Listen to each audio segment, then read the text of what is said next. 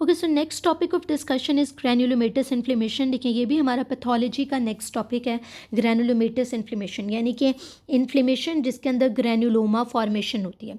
ठीक है, granulomatous inflammation जो है कि वो क्रॉनिक इन्फ्लेमेशन की ही एक टाइप होती है, एक पैटर्न होता है।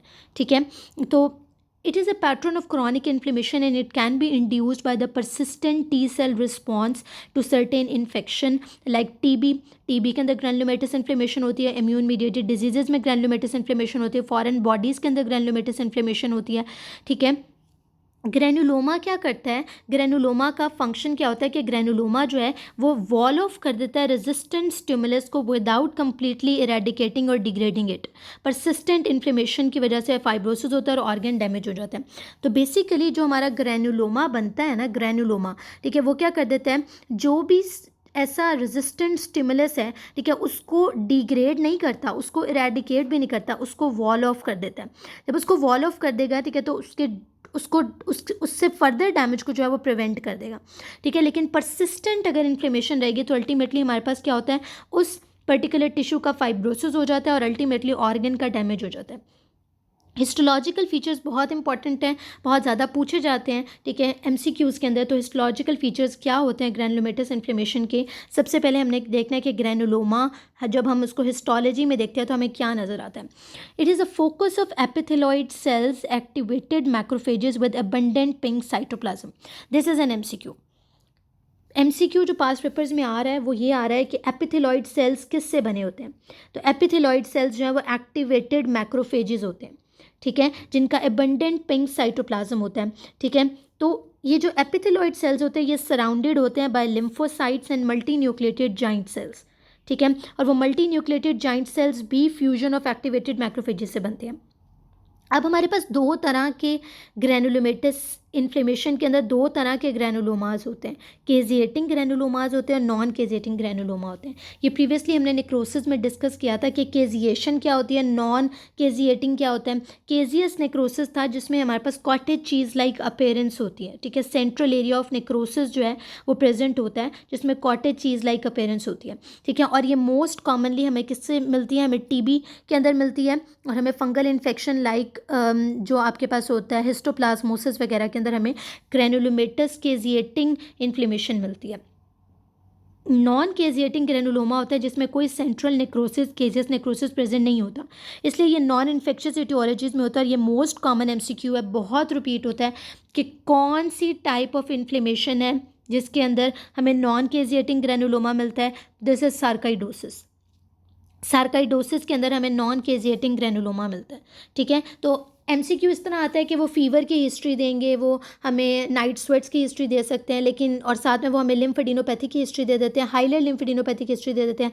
अगर वो हमें कहते हैं केजिएटिंग ग्रैनुलोमा ऑन हिस्टोलॉजी तो आप टीबी की तरफ चले जाएंगे। अगर वो कहते हैं non caseating granuloma on histology तो हम सार्काइडोसिस की तरफ चले जाते हैं। Okay, what is the mechanism? अब हमारे पास आता है कि ग्रैनुलोमेटस इन्फ्लेमेशन हो कैसे रही होती है, इसका क्या मैकेनिज्म होता है जो ग्रैनुलोमेटस इन्फ्लेमेशन करा रहा होता है। ठीक है, इसको हम इस डायग्राम से जो है वो क्लियर करेंगे। सबसे पहले हमारे पास क्या होता है, जो एंटीजन प्रेजेंटिंग सेल्स होते हैं वो प्रेजेंट करते हैं antigen to the CD4 T helper cells. ठीक है, और वो क्या करते हैं, वो टी हेल्पर सेल्स जो होते हैं वो इंटरल्यूकिन 12 को प्रोड्यूस करते हैं। ठीक है, सबसे पहले क्या हुआ, अगर हम इस डायग्राम के अंदर देखें, ठीक है, तो ये हमारे पास एंटीजन प्रेजेंटिंग सेल था, ये वाला। इस एंटीजन प्रेजेंटिंग सेल ने एंटीजन को प्रेजेंट किया किसको, CD4 टी सेल्स को। ठीक है, यानी टी हेल्पर सेल्स जो होते हैं उनको इसने प्रेजेंट किया। यहाँ पर आप देख सकते हैं, ठीक है, ये इसकी यहाँ पर आपके पास इंटरेक्शन हो रहा है जहाँ पर इसने एंटीजन को प्रेजेंट किया, ठीक है, टू द टी सेल्स। ठीक है, और सक्रीट करता है ये साथ में इंटरल्यूकिन 12 को सक्रीट करता है। वो इंटरल्यूकिन 12 जो होता है वो क्या करता है, वो टी सेल्स को, CD4 टी सेल्स को टी हेल्पर सेल 1 के अंदर ट्रांसफॉर्म होने में, डिफ्रेंशिएट होने में हेल्प करता है। टी हेल्पर सेल 1 क्या करता है, T helper cell 1 interferon gamma produce करता है और ये इंटरफेरॉन गैमा आगे मैक्रोफेज को एक्टिवेट करता है। ठीक है, ये एक्टिवेटेड मैक्रोफेजेस हैं। ये एक्टिवेटेड मैक्रोफेजेस TNF प्रोड्यूस करती हैं और वो TNF क्या करता है, वो एपिथेलॉइड मैक्रोफेजेस बनाता है। यानी कि जो एपिथेलॉइड सेल्स होते हैं, एक्टिवेटेड मैक्रोफेजेस, और जो जाइंट सेल्स होते हैं जिनमें अबंडेंट मैक्रोफेजेस कंबाइन हुए होते हैं, वो किससे बन रहे होते हैं, वो टीएनएफ की प्रोडक्शन से बन रहे होते हैं और एक्टिवेटेड मैक्रोफेजेस टीएनएफ को सिक्रीट करते हैं। This is again and very important MCQ और ये पास पेपर्स में रिपीट हुआ है, ठीक है, कि एपिथेलॉइड मैक्रोफेजेस की फॉर्मेशन कौन कराता है, टीएनएफ, ठीक है, और टीएनएफ कौन प्रोड्यूस करता है, मैक्रोफेजेस प्रोड्यूस करते हैं, एक्टिवेटेड मैक्रोफेजेस। और एक्टिवेटेड मैक्रोफेजेस को कौन जो था वो एक्टिवेट करा था, एक्टिवेटेड मैक्रोफेजेस कहाँ से आए थे, टी हेल्पर सेल 1 ने इंटरफेरॉन गैमा को प्रोड्यूस किया, उसने एक्टिवेटेड मैक्रोफेजेस प्रोड्यूस किए, ठीक है, ओके। इसलिए उन्होंने आगे हमें ये बताया है, ठीक है, कि जो टीएनएफ एक्टिवेटेड मैक्रोफेजेस ने टीएनएफ प्रोड्यूस किया, ये 3 स्टेप्स हो गए।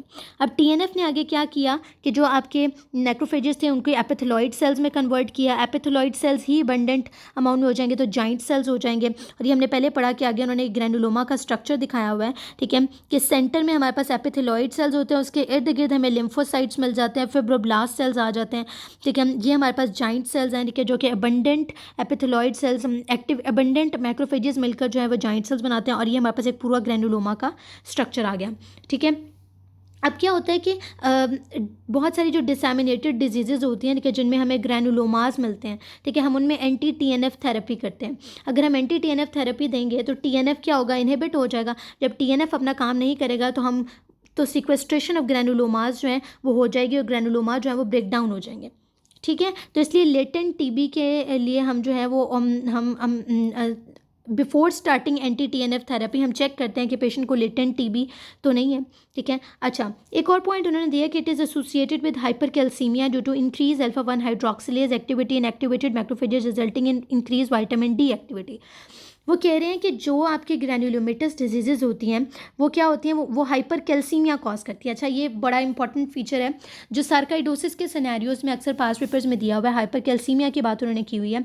अब ये हाइपर कैल्सीमिया के साथ एसोसिएटेड कैसे होती हैं कि जो एक्टिवेटेड मैक्रोफेजेस होते हैं वो 1 अल्फा हाइड्रोक्सिलेज एक्टिविटी उनमें बहुत ज़्यादा होती है, और 1 अल्फा हाइड्रोक्सिलेज एंजाइम जो है वो विटामिन डी की एक्टिव फॉर्म बनाता है। तो जितना ज़्यादा विटामिन डी की एक्टिव फॉर्म होगी उतना ज़्यादा कैल्शियम की रीअब्जॉर्प्शन होगी और सीरम कैल्शियम लेवल ज़्यादा हो जाएंगे तो हाइपर कैल्सीमिया हो जाएगा, ठीक है। तो ये हमारे पास हो गया होल के ग्रैनुलोमेटस इन्फ्लेमेशन की डेफिनेशन क्या है, उसकी हिस्टोलॉजी में हमें ग्रैनुलोमा किस तरह का नज़र आता है, उसका मैकेनिज्म क्या होता है, और ये हमने डायग्राम से क्लियर कर लिया।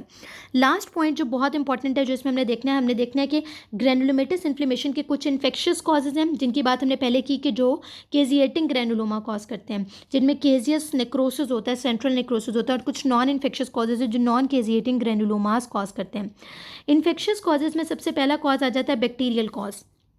बैक्टीरियल में भी हमने बात की जो माइकोबैक्टीरियम है, यानी टीबी के अंदर, लेप्रेसी के अंदर, ठीक है, क्या होता है, केजिएटिंग ग्रैनुलोमा होता है, ठीक है। तो ये सारे कॉजेज़ जो इनको बस आपने एक रीड दे लेनी है ताकि अगर इस तरह की कोई भी बात आए, ठीक है, तो हम इसको क्लियर कर सकें, ठीक है। टीबी में, लेप्रेसी में, कैट स्क्रैच डिजीज़ के अंदर, लिस्टीरिया मोनोसाइटोजेंस के अंदर, ट्राइपोनेमा पैलिडम, टर्शरी सिफिलिस के अंदर, फंगल के अंदर histoplasmosis, parasitic schistosomiasis, catalase, positive organism in chronic granulomatous diseases infectious aetiology होती है और ये ग्रैनुलोमा फॉर्मेशन कॉज करते हैं। जबकि नॉन इन्फेक्शियस कॉजेज़ के अंदर अगर हम देखें तो जो मोस्ट इंपॉर्टेंट कॉज है वो कौन सा है, सार्काइडोसिस, उसके अलावा Crohn's disease, primary biliary cholangitis, subacute thyroiditis जिसको हम डीक्यूवेरिन थायरोडाइटिस भी कहते हैं, वास्कुलाइटिस है, फॉरेन बॉडीज़ है जिसमें जो है वो आपके पास hypersensitivity pneumonitis most commonly आ जाता है। कुछ उन्होंने हमें वास्कुलाइटिस के एग्जांपल्स में दे दिया, granulomatous with polyangiitis, eosinophilic granulomatosis with polyangiitis, giant cell arteritis और टिकायासु आर्थराइटिस। ये कॉजेज़ हैं। इनमें जो मोस्ट इंपॉर्टेंट है वो वही है टीबी, लेप्रेसी और नॉन इन्फेक्शियस के अंदर सार्काइडोसिस, वास्कुलाइटिस, ठीक है, और हाइपर सेंसिटिविटी निमोनाइटिस, ठीक है, जो कि फॉरेन बॉडीज़ की वजह से होता है, ठीक है। तो this was the whole topic. I hope ये आपको क्लियर हो गया होगा। ग्रैनुलोमेटस इन्फ्लेमेशन, ठीक है, उसकी क्या हिस्टोलॉजी है, उसका क्या मैकेनिज्म है, उसकी क्या इटियोलॉजी है, इन्फेक्शियस कॉजेज़ कौन से हैं, नॉन इन्फेक्शियस कॉजेज़ कौन से हैं, और हम कैसे इन सब के अंदर जो है वो डिफ्रेंशिएट कर रहे होते हैं। Okay, so thank you very much.